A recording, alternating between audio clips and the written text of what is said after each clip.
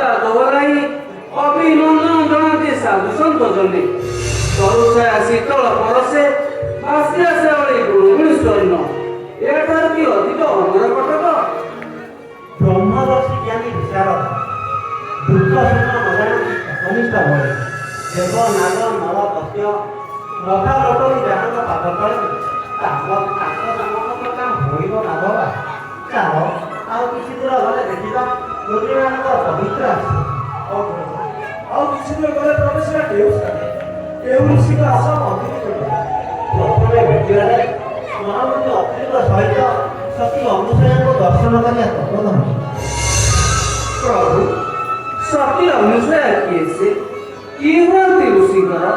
କିପରି ସତୀ ମଧ୍ୟ ହୁଅନ୍ତି ଗଣନା ଋଷି ପତ୍ନୀ ପତିବ୍ରତା ସତୀ ଅନୁସୂୟା ତାଙ୍କ ସତୀତ୍ୱ ବଳରେ ବ୍ରହ୍ମା ବିଷ୍ଣୁ ମହେଶ୍ୱର ଶିଶୁ ରୂପେ ଖେଳୁଥିଲେ କୋଳରେ ତାଙ୍କର ଏହା ଦେଖି ଲଜ୍ଜା ପାଇ ସାବିତ୍ରୀ ଗୌରୀ ଲକ୍ଷ୍ମୀଥିଲେ ସତୀଙ୍କ ପାଶେ ହେଲେ କରାଯାଇଥିଲା ଆଉ ଏକ କଥା ଅନାବୃଷ୍ଟି କଲେ ସତୀନାଥ ପୃଥିବୀର ଦୁଃଖ ହରଣ କରିଥିଲେ ସେ ପତିବ୍ରତା ପ୍ରଭୁ ଏପରି ସତୀ ଅଟନ୍ତି ଋଷି ପତ୍ନୀ ଅନୁସୂୟା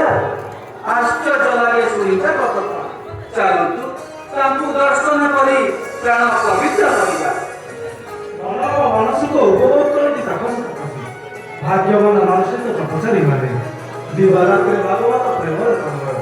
ବାହାର ଜଗତ ପ୍ରତି ନଥାଏ ତାଙ୍କର ବିଶେଷ ସମୟ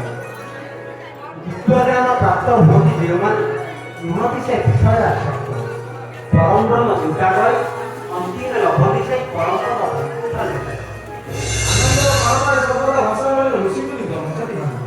ସେମାନଙ୍କର ଧର୍ମ ବଳେ ଆଗଯାକ ହୁଏ ଜଗତ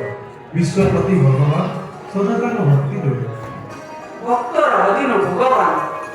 ଭକ୍ତ ପାଇଁ ତ୍ୟାଗ କରି ବୈକୁଣ୍ଠ ନିଳୟ ଅବତୀର୍ଣ୍ଣ ହୁଅନ୍ତି ମାଟି ଧୂଳି ଧରଣୀ ବକ୍ଷରେ ଶାନ୍ତି ମୈତ୍ରୀ ପ୍ରତିଷ୍ଠିତ କରି ଫେରି ଯାଆନ୍ତି ନିଜ ସଜନ ତୁମେ ବୁଝିପାରିଲ ଚାଲ ଏ ସ୍ଥାନ ଚାଲିଯିବା ଅନ୍ୟ ସ୍ଥାନ ଚାଲନ୍ତୁ ପ୍ରଭୁ ईश्वर चंद्र बेहरा।